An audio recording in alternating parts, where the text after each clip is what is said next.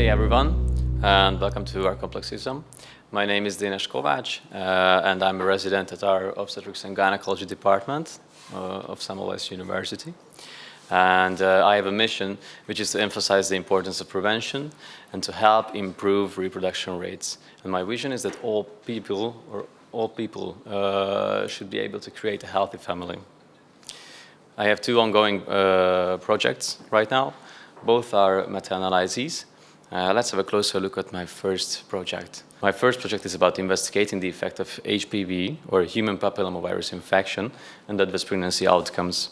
This is a meta-analysis as well. This project has been ongoing for almost 2 years now. We know a bunch of things about HPV. It has been in the spotlight for more than 2 decades, thanks to this German virologist professor, Harald Zurhausen, who actually received a Nobel Prize for this in 2008. We know that HPV is the most widespread and most common sexually transmitted infection worldwide.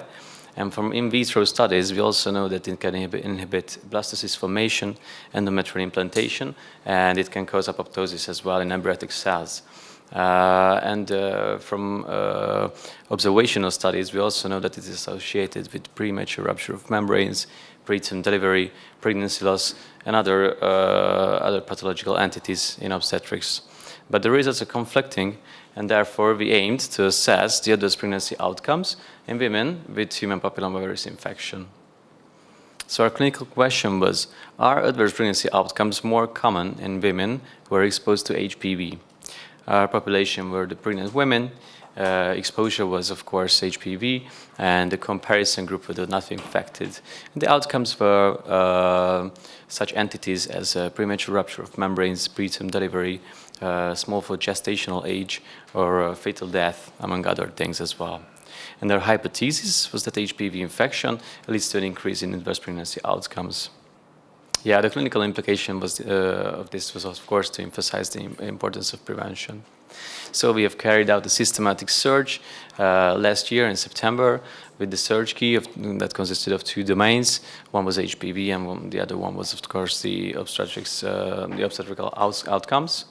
And so we have eventually managed to find 14 articles from which we have managed to do the data extraction. Originally it was more, but we had to elevate our meta-analysis in comparison to the previous ones, and therefore we had to narrow it down with the stricter eligibility criteria.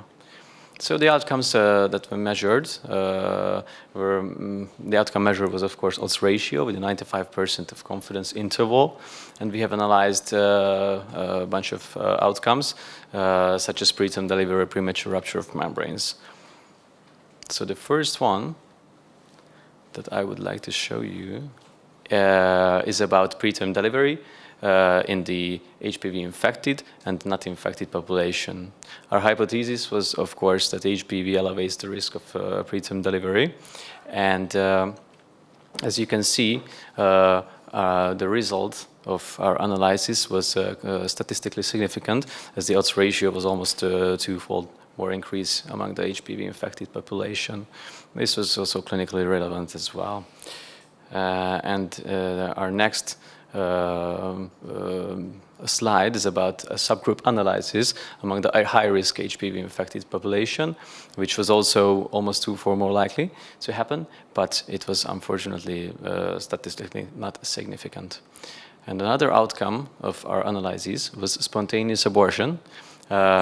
And as you can see, the odds ratio was less than 1, which would translate to HPV being protective. But of course, that doesn't make any sense clinically. So the strength of our analysis was that it was quite comprehensive with a large sample size and the rigorous inclusion criteria as well. But the limitations were that there are a lot of strains, and all these strains were actually pulled together.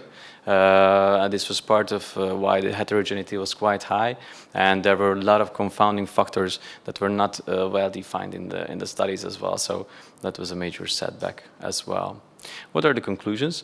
The conclusions are that HPV can lead to preterm delivery and that there is no association with spontaneous abortion.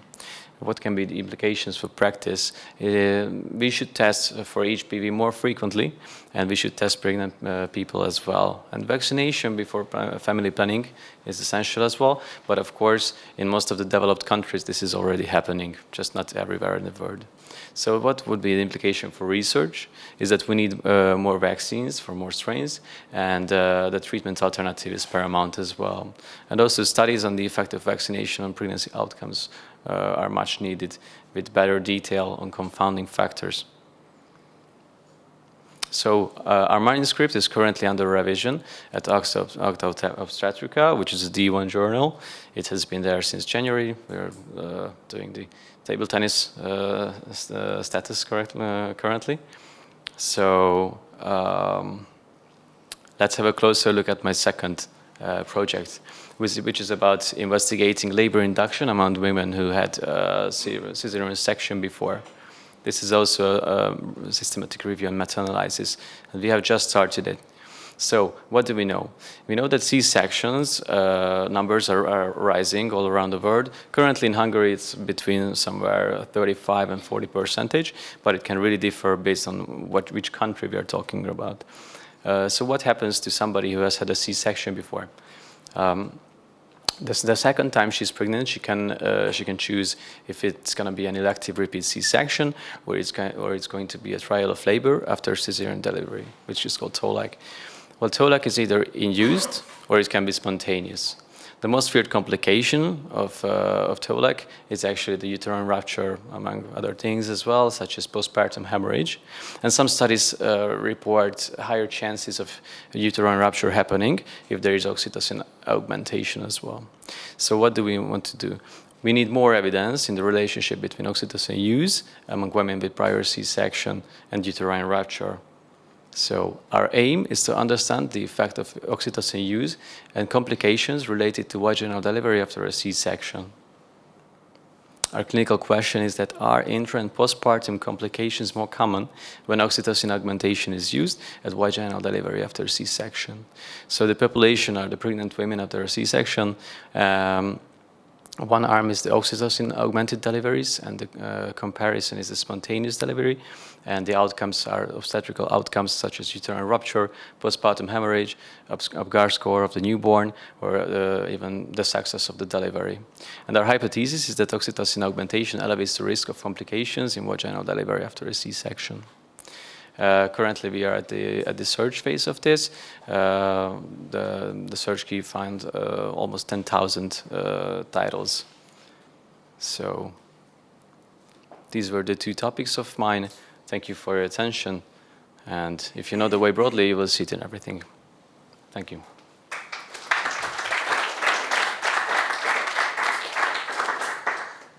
Good afternoon. My name is Márton Kónya from Translational Institute.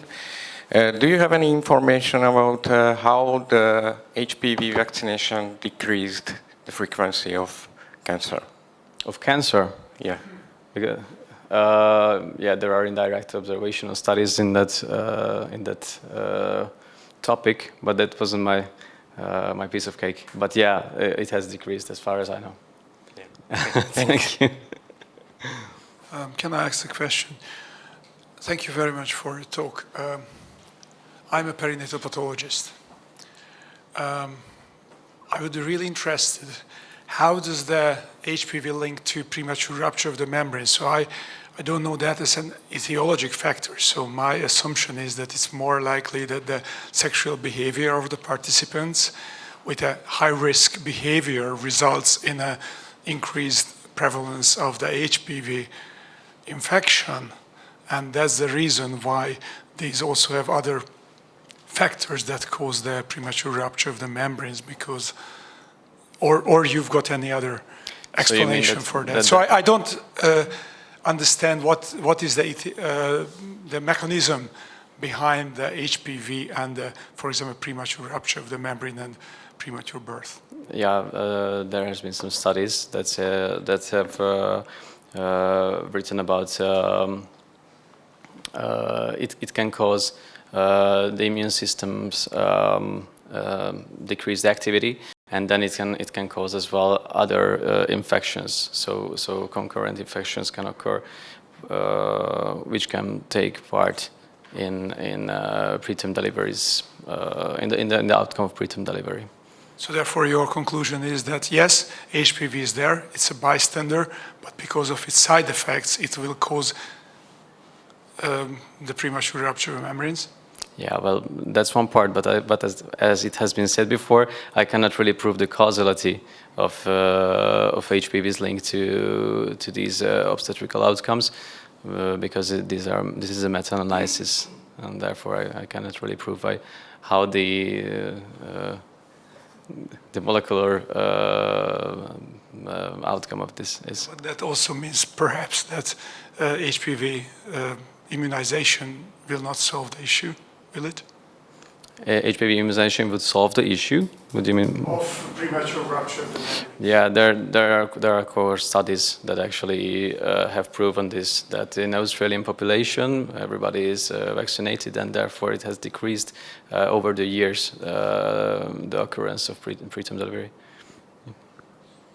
I think the challenge of that is over the years, whatever you look over the years where practice changes, also maybe centralization, better care, high-risk birth, high-risk pregnancy being centralized and better taken care of. Maybe, we don't know. That's the problem. You don't have a control arm unless you have an extra. But let's say, you said HPV infection, right? And what is the definition of HPV infection in those studies? Because for me, it means you were exposed to HPV, you're shedding DNA of HPV.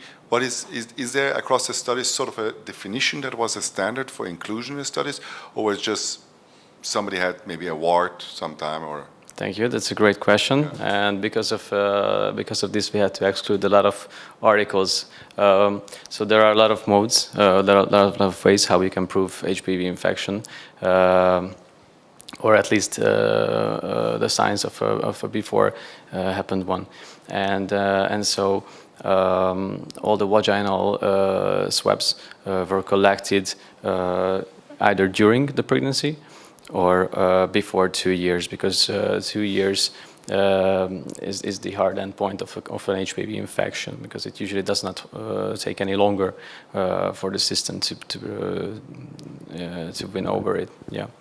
So they were either collected during the pregnancy or in the previous 2 years.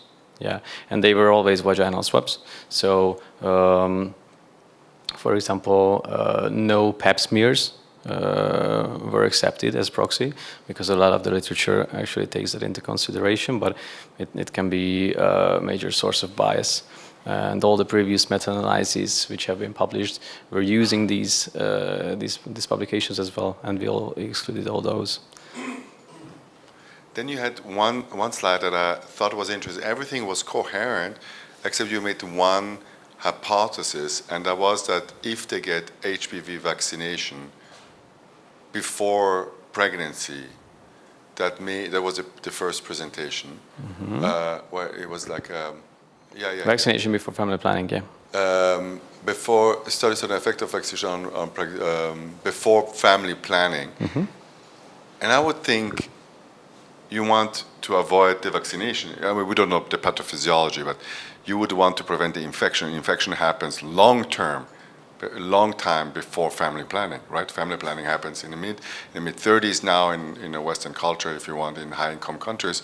But you're HPV exposed probably in your mid-teens, early, depends on your sexual behavior, social class, exposure, sexual preferences, so many factors.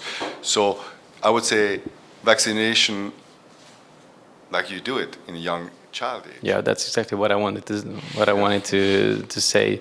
It's just that it's just open. So yeah, it may be confusing about that. Vaccination at a young age. Yeah, exactly. Like it happens here in Hungary. Yeah, probably because these are two different questions. One is, it would be vaccination in a seronegative patients, preventing an event, and the other one with secondary prevention, you're seropositive potentially, or maybe not, and it's secondary prevention for an event, right?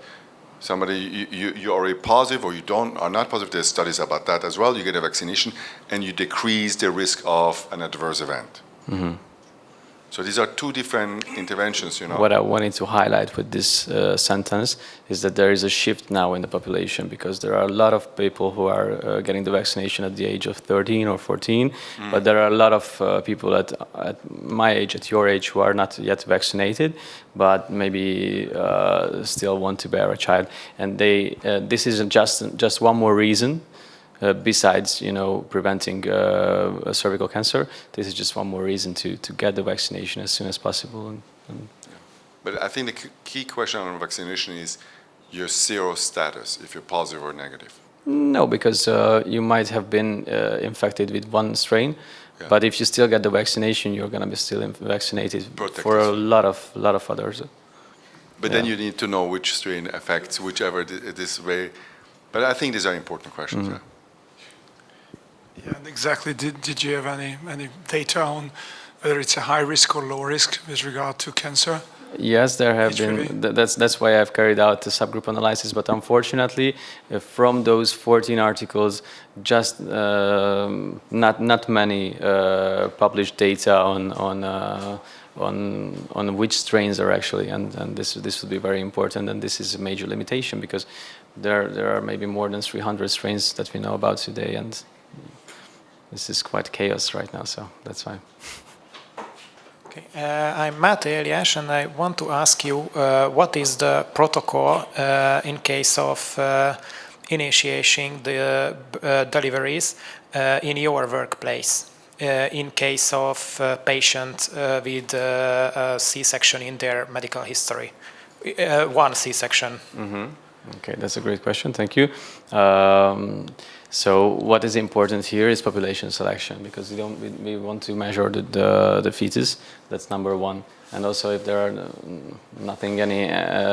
there's no any major disease or illness at the mother, which would be otherwise contraindication.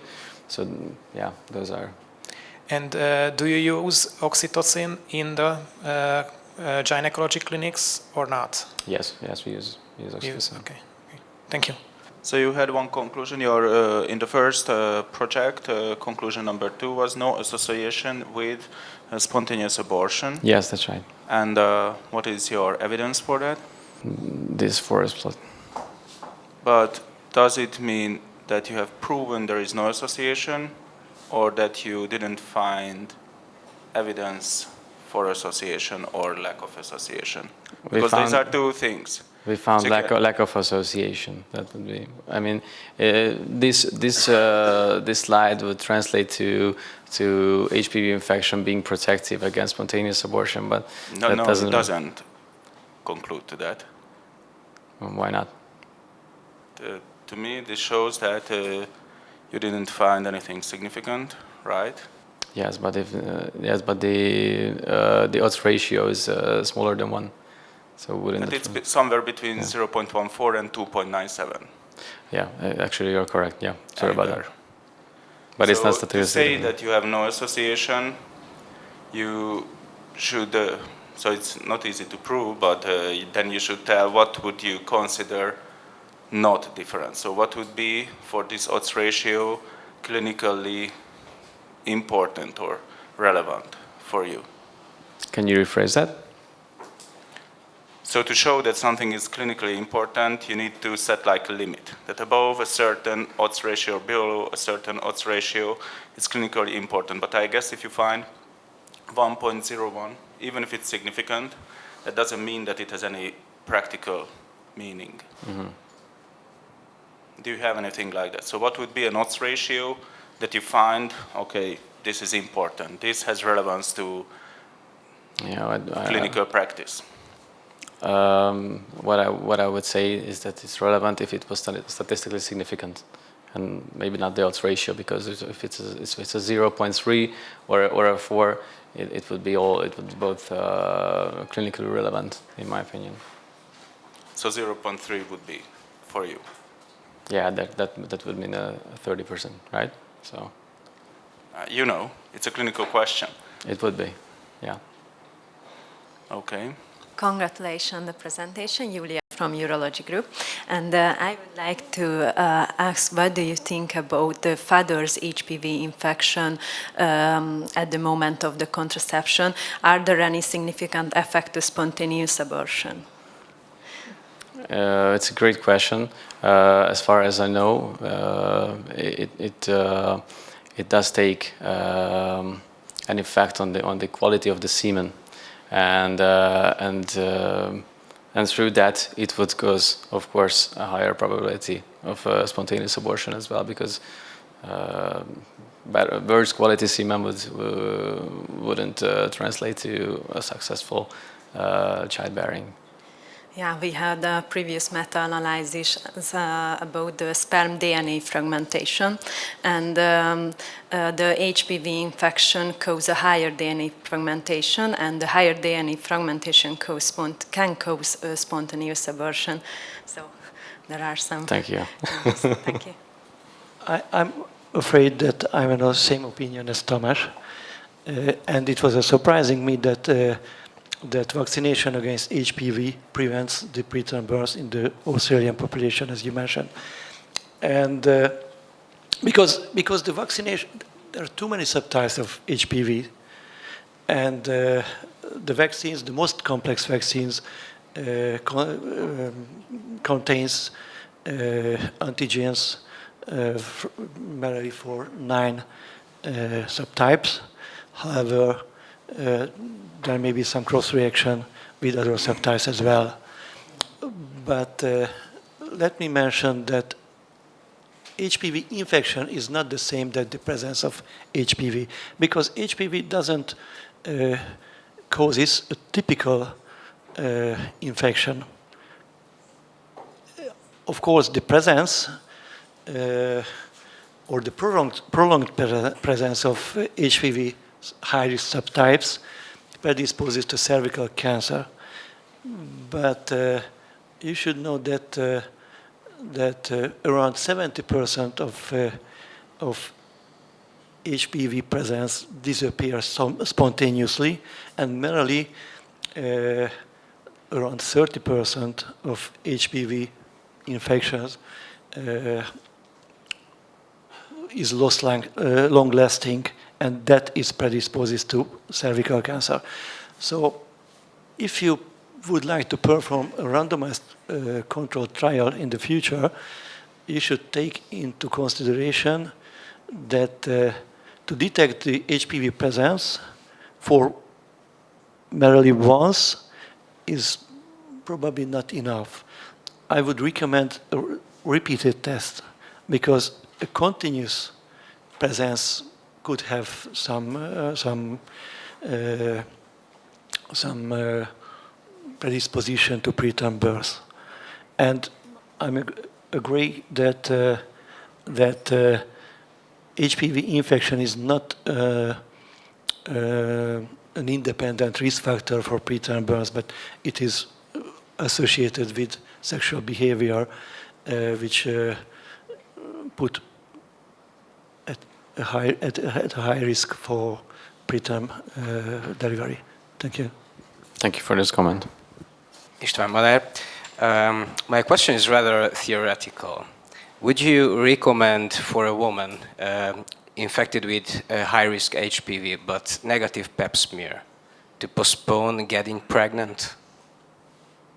Sorry, the HPV is positive, but the Pap smear is negative. Obvious, yes. That was the question. No, I wouldn't. Would you recommend her I wouldn't. postponing getting pregnant? No, I wouldn't. Thank you. Thank you. Mihai Géci from Gynecology. My question would be, if you take any other factors regarding to the second project, if you take any other factors than oxytocin usage into consideration in the case of uterine rupture, because normally, or mostly in most places, oxytocin usage follows protocol, so it's standardized. What other factors do you think play a big role in this case, causing uterine rupture? In uterine rupture, so there are a lot of factors as well, like the number of parity, how many C-sections the person has had before, the size of the fetus, the size of the mother, the oxytocin augmentations, dosage, of course, and these are just a few factors besides racial and social and economical factors, and smoking as well. So And also the length of the labor you're taking into consideration. The length of them? Length of the labor. Yes, exactly. Thank you.